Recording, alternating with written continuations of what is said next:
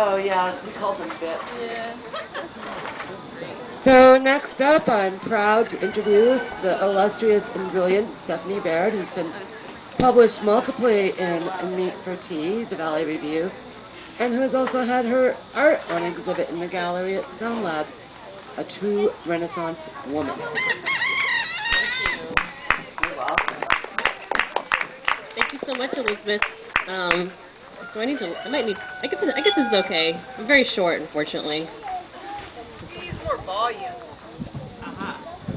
You need more volume? Okay, can you hear me now? Okay. They say it's just okay. Mark will pick it.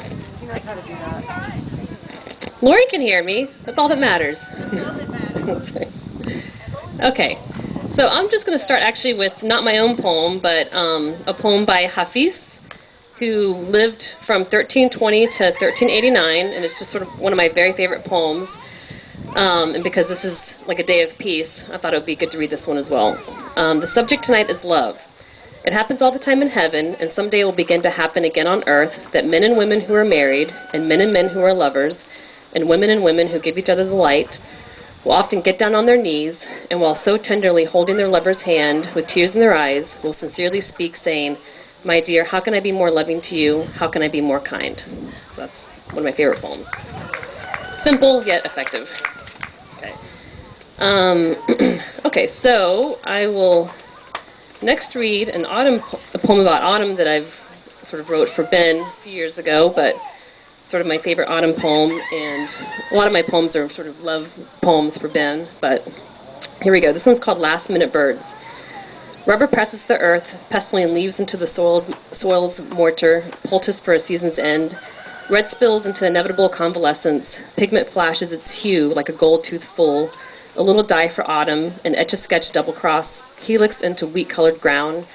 Careful, if you turn away, you may miss the passage. A woman smooths a little girl's, oh, that's my daughter, a little girl's shirt, pulling it taut like her topside ponytail shooting black to the sky.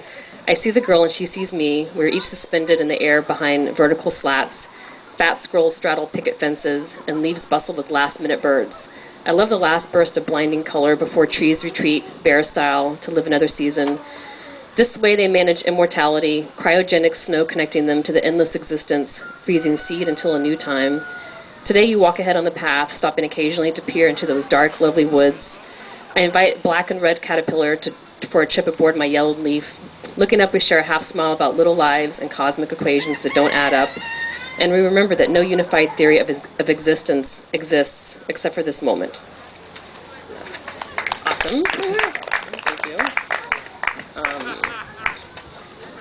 Okay, so this poem was just published in the June issue. Now there's actually the September issue out of Meat for Tea, but this was in the June issue, which might still be available at various bookstores in Northampton. So this is called The Fantastical Narwhal. How the hell did I never hear tell of the Fantastical Narwhal? I saw the ornament in a fancy catalog and thought it was a gimmick to tickle our dollars with overpriced whimsy. Upon telling my husband of the silly unicorn well, he revealed how North Pole narwhals exist aplenty. How he could keep this from me, Miss Must-Know-It-All, for nearly a decade is what I can't fathom. Of course, when I finally learned and confirmed the truth, those expensive ornaments had disappeared from the catalog. Someone once told me that you could slow time by having new experiences. You have to focus harder when you try something new, you see. However, it seemed time sped up the moment I encountered fantastical narwhals and confirmed their existence. Perhaps if I had journeyed to the North Pole, laid my own eyes on this creature, a decade would recede, tides return to the sea, leaving narwhals in their quake for my 29-year-old self. 39 is much too old to discover such a beast.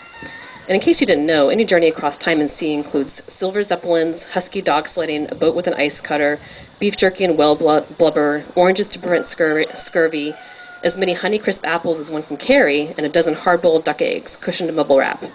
We'd rappel up ice edges and skim down cliffs, wearing double wicking socks and fur-lined Macintoshes. All these new things would surely slow time, perhaps halting the world for one eternal moment, where I can finally meet this so-called narwhal without ornament. So we have somebody here laying around, being a little lazy today. Very decorative. Yeah. Let's see.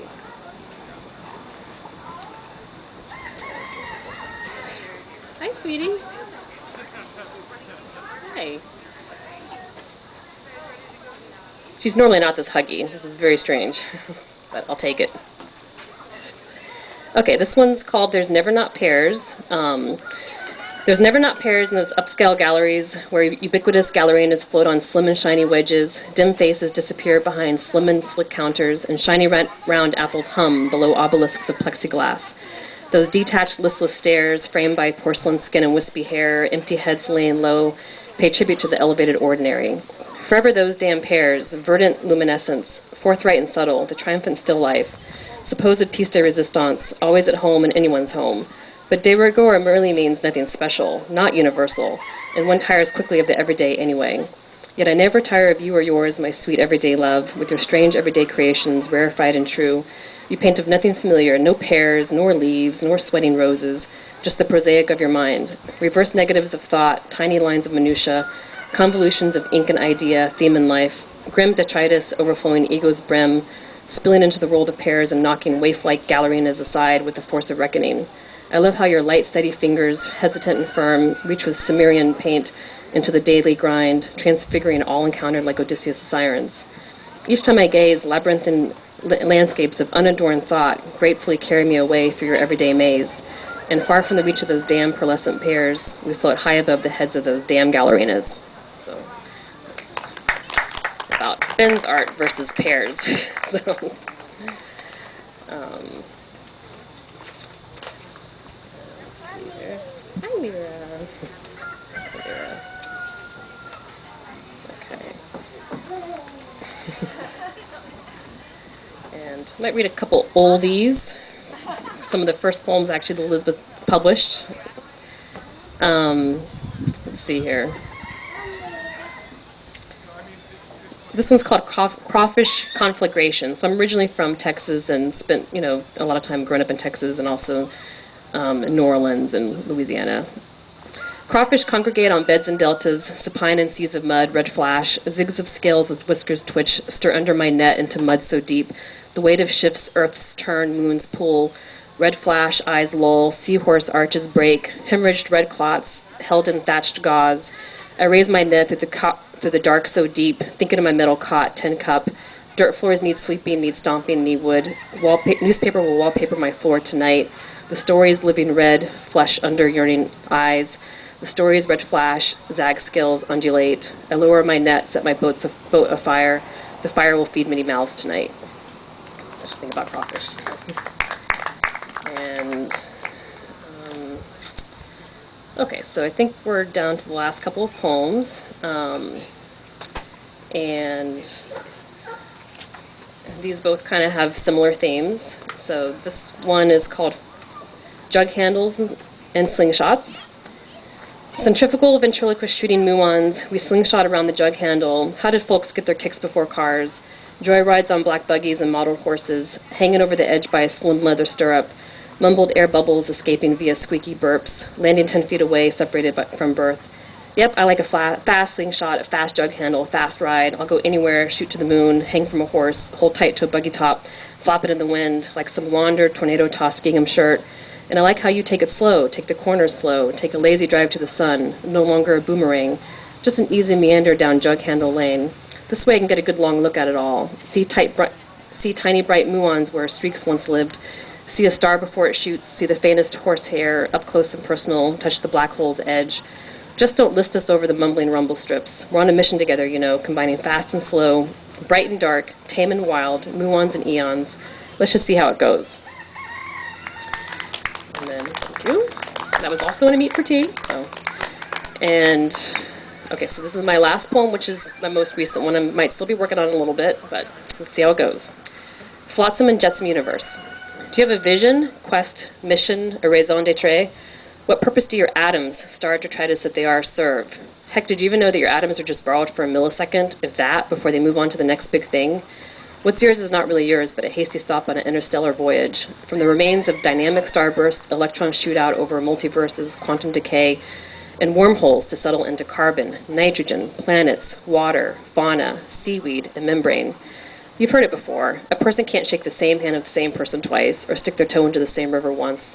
We get fresh new skin monthly, a new liver every 6 weeks, entirely brand spanking new skeletons every 3 months, and new brains every 2 months. God knows we need them.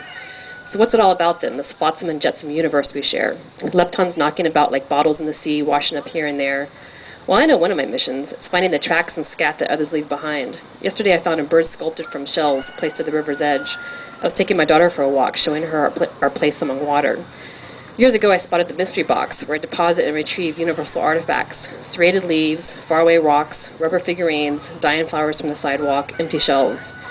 The other day I spied a yarn-bombed pole trimmed with a mustachioed pocket, all bluesy and faded yellow. Empty, I stuffed a Cracker Jack prize inside, found earlier on my windshield. Intended for my next mystery box visit, the Cracker Jack sticker fit perfectly into this buttoned-up stardust remnant. I, like you, am part of the great universal swap, bartering electrons and dimes, trading time for ambrosia, money for new and old, keyboard clicks for swords. I take my work seriously, pushing the exchange of materials onward, noting signs human and galactic, and recycling objects, letters, and deeds. This is my superpower, given from a supernova. Thank you. Thank you. Wait. Come back. Let me take a picture of you.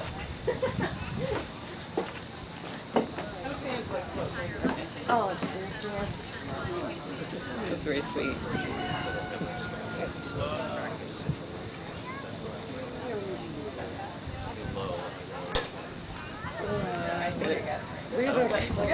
Thank you.